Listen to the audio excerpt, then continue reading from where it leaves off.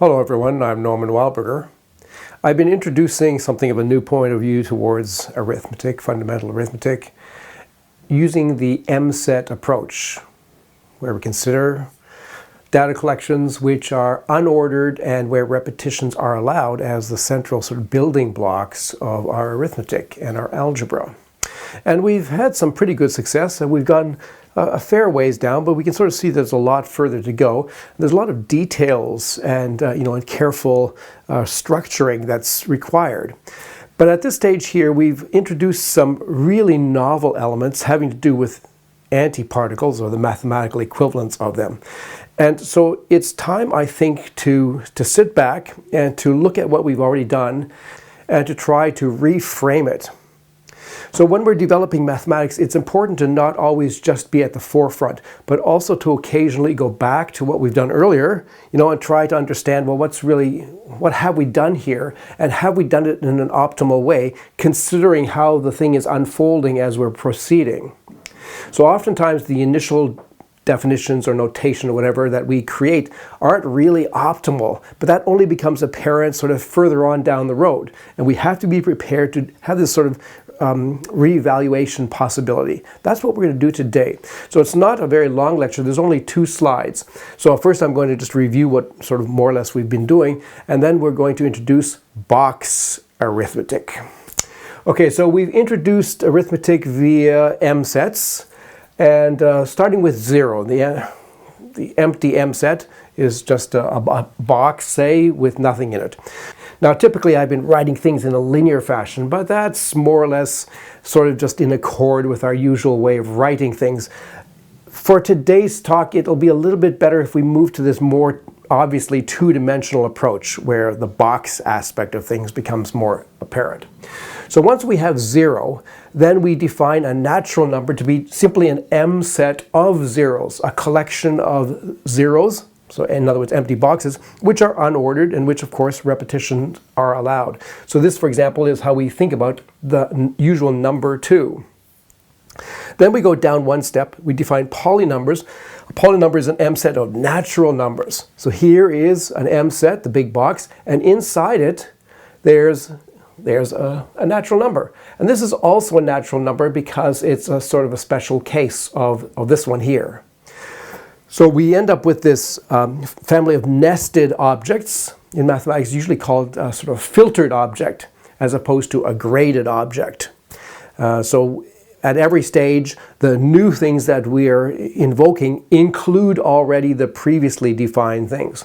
So at the next stage, we define multi-numbers, which are MSETs of polynumbers. So here's an example of a multi-number. This thing here you can see is the poly number that we've just defined, and here are a few others. So in the usual way that I've sort of wanting to link things up with ordinary polynomial algebra, this was corresponding to 1 plus alpha squared. This is corresponding to 1 here, and this one here to alpha squared.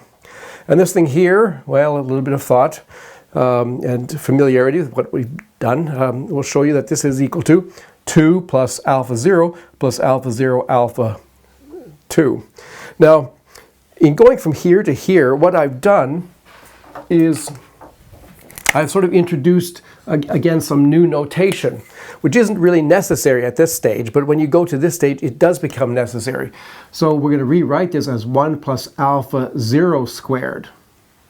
So just in the world of polynumbers, this is sort of extraneous and unnecessary. But when we move to multi-numbers, where we get more variables with different indices, then the ordinary alpha gets replaced with alpha 0.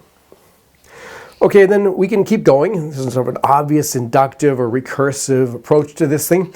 And in terms of operations, everything comes down to the unique operation of addition of MSETs, which is a unique thing that in the world of data structures, the MSETs have that the other data objects don't have.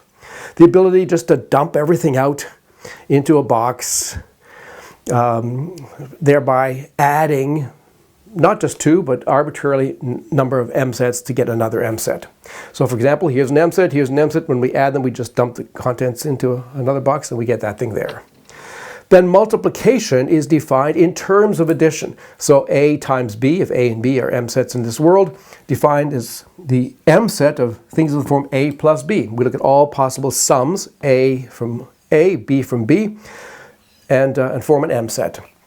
And then that's sort of the pattern that carries on. The next operation, say caret, is defined in terms of this way. If C and D are M sets, then C caret D is the M set consisting of all product C times D, where little c belongs to capital C and little d belongs to capital D. And obviously we can sort of keep going. So the whole thing is set up so that recursion or a sort of inductive approach is really natural, just unfolds in front of us. But admittedly, our intuition for what happens sort of at these lower levels is at this stage pretty minimal.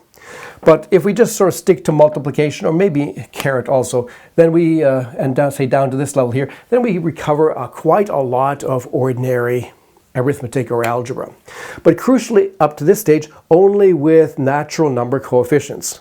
If we want to have negative number coefficients, well then, that's what we did next. We introduced negatives. And the crucial thing there was that it was almost forced upon us to start thinking in terms of particles and antiparticles the way the physicists do. So there's an electron maybe, and here's a positron. Antiparticles, okay? So this notion from physics ends up being intimately involved when we start constructing negative numbers and investigating their role. And what I want to do today is I want to bring this particle, antiparticle, or M set, anti-M set duality to the fore. I don't want us to just introduce this at some later stage. I want to now go back and incorporate this right from the beginning. Okay, so I think this is a key difference between this system and all prior systems of arithmetic. And I think we need to sort of centrally position things so that we can see this duality and, and try to understand this duality very prominently. So that's what we're going to do now. We're going to introduce box arithmetic. Okay, so how are we going to do this? How are we going to introduce box arithmetic? Well, what we want to do is we want to go back and we want to introduce anti-M sets and negatives as an essential part of the whole story from the start. And I propose that we're going to do that by thinking about boxes and anti-boxes. So we're going to move away a little bit from this idea that everything is written on a line with lots of brackets, nested brackets, all kinds of them, and think more about representing the arithmetical structures in a two-dimensional fashion. And we'll have a box approach, but there will also be a tree approach that's completely equivalent. So it's sort of a matter of taste or a matter of visual orientation. Or maybe, if you're a computer scientist, you're naturally going to be led to want to think about things in terms of trees, and that's fine. Okay, so boxes and anti-boxes.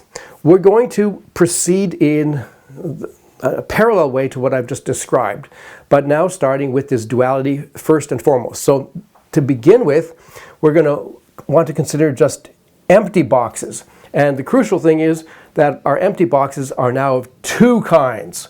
There's black ones and there's red ones. The black ones you should think of as being like the ordinary ones that we've already been talking about. And the red ones are some new ones which are considered to be the anti-objects of the black ones. And then what we do is we put these boxes or anti-boxes inside other boxes and anti-boxes, exactly the way we've been doing previously. But we're allowed to, at any stage, use either red boxes or black boxes. So we're mixing these two things. And there's a fundamental duality between them as represented by these two examples. So have a look here. We have a black box, and inside it, we have this black box with a red box inside it and two red boxes separately. And over here we have a red box with exactly the same stuff inside it. Okay, so these are the same, these are the same. So these two boxes, anti-boxes, are exactly the same except that the bounding, the outside boxes are different colors. So we're going to say that they are dual in this sense, or they are antis of each other. So if this thing is X, then this is going to be X super A or anti-X. Now, another way of representing that with a tree approach is that we're now going to use trees whose vertices are either black or red corresponding here, right? So this outside box here is represented by that black dot there, and then inside it there is a red box represented by that red node, and another red box represented by that red node. There's also a black box represented by that black node, and inside that one there's a red box represented by that red node. And over here, well, it's the same story. They're really exactly the same, except for the top node is now here red instead of black. And I've also allowed myself this freedom that we're giving ourselves, that the trees are unordered, so we can move these various ingredients around because of the unordered aspect of the M sets that we're considering. So we could also write this thing here, for example, if we wanted to. This is really the same as, we could make it like this.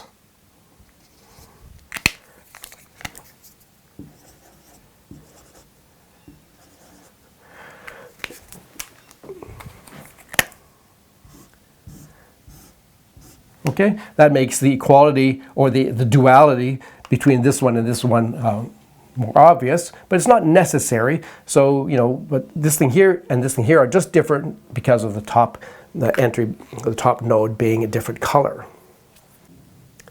Okay, so now the crucial property between with these black and red things and then their anti-aspect is that they disappear, they mutually annihilate each other if they're found in the same M box.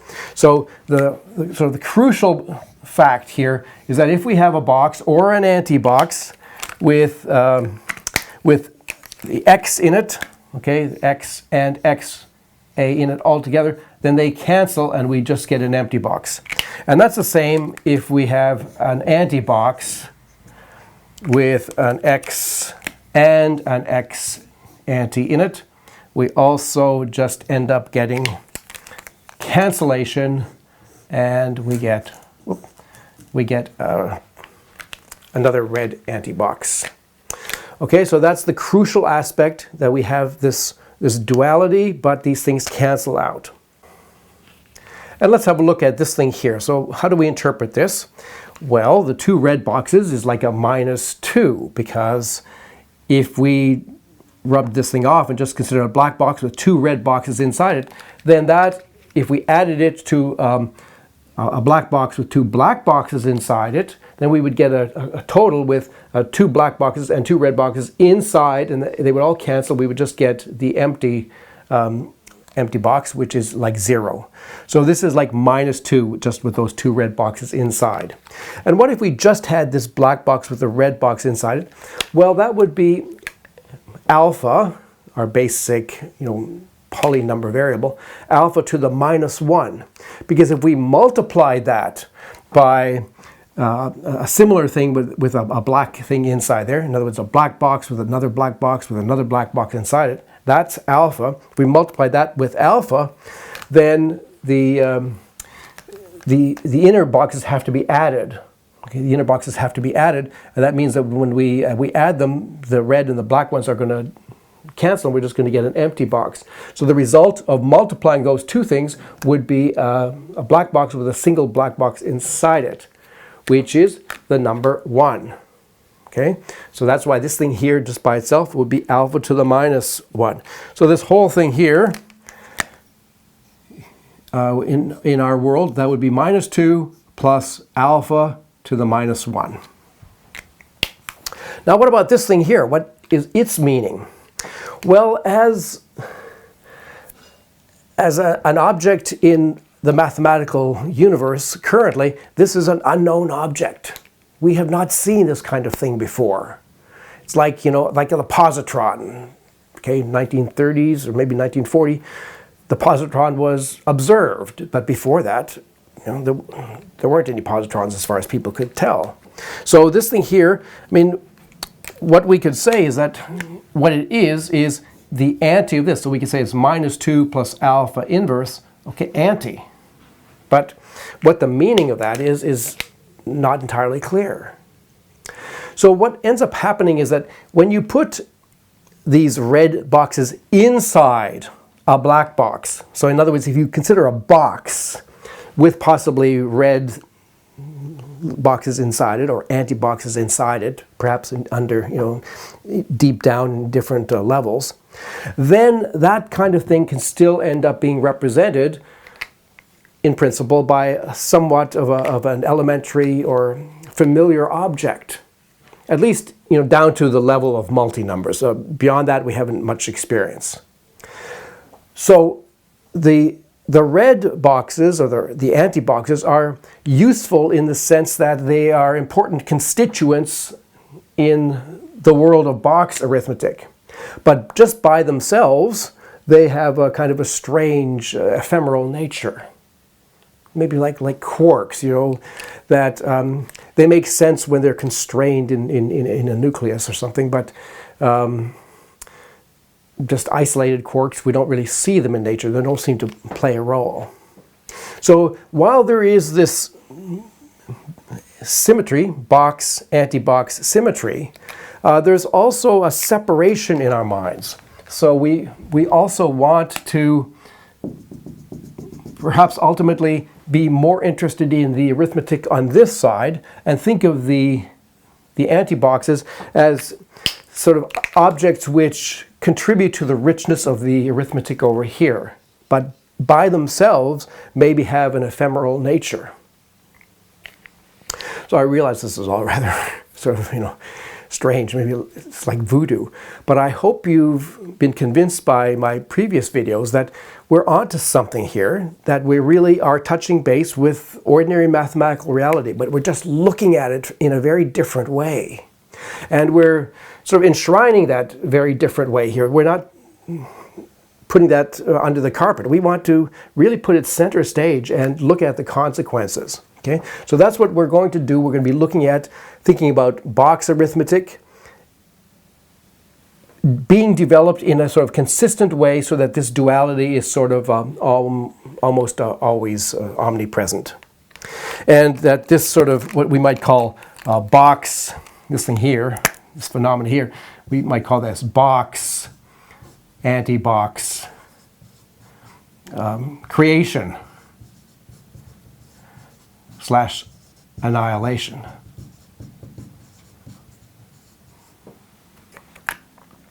So for example, what that means is that when we look at something like this thing here, okay, we could change this, seemingly change it, but actually not do anything real to it. So if we put in this, say, one of these red boxes, if we put inside there a red one and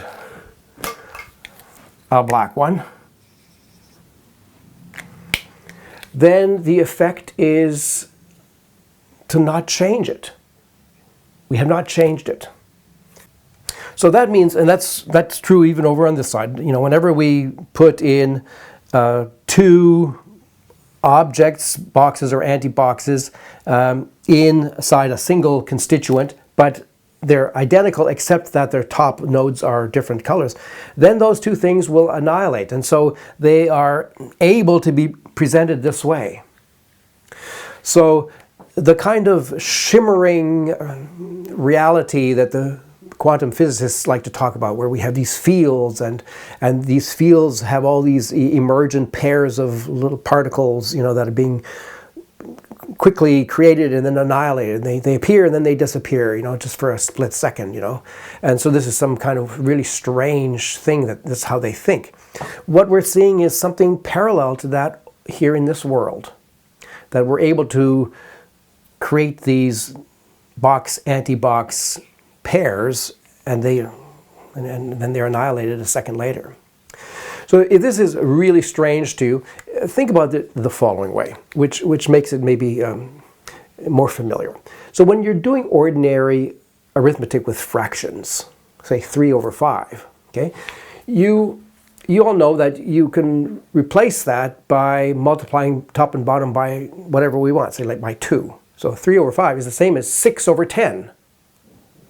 So what have we done there? Well, we've introduced a new factor on the top and the bottom. The two factors happen to be the same, but they're in different places, so they're playing different roles. Sort of like this red dot and this black dot, they're sort of the same, except that they're different because one's red and one's black. And correspondingly, one of the twos is in the numerator, one of the twos is in the denominator. And so you can take 3/5, and if you like, you can quickly change it to 6/10, or you can multiply it by 3 and get 9/15. Right? You're doing something very similar. You're creating something more complicated by adding some more factors, but in these two different ways, which sort of balance, so there's sort of kind of a duality. So it's actually not that unfamiliar from some point of view. Okay, so now I think with this sort of general orientation, I think we can now go back to the development that we've already had in terms of zeros and natural numbers and polynumbers and multinumbers, and sort of redo all those things, but just starting with the box, anti-box point of view. So we just carry on down. And it's, I think, an interesting exercise, and we're going to have to look very carefully at that, because we've seen that these particle, antiparticle things have some curious, maybe even disturbing properties when we are doing basic arithmetic just with, say, the zero box and the anti-zero box. So it might be that when we restrict ourselves to just box arithmetic, that those curious aspects are hidden from sight. In fact, that's sort of what I'm thinking will happen, that those sort of anomalous kind of things that we're seeing are not really visible parts of the mathematical or arithmetical world that we're going to create. We're ultimately going to be interested in box arithmetic, but we want to have this symmetry because these guys are going to be crucial ingredients in the boxes. So that's a lot of fun. Maybe some of you would like to try that out yourself and see how far you get in terms of building up a consistent theory. Ultimately, we want very careful definitions and theorems and proofs, etc. But, exactly how we're going to do that, that's maybe still some ways away. I'm Norman Wildberger. Thanks for listening.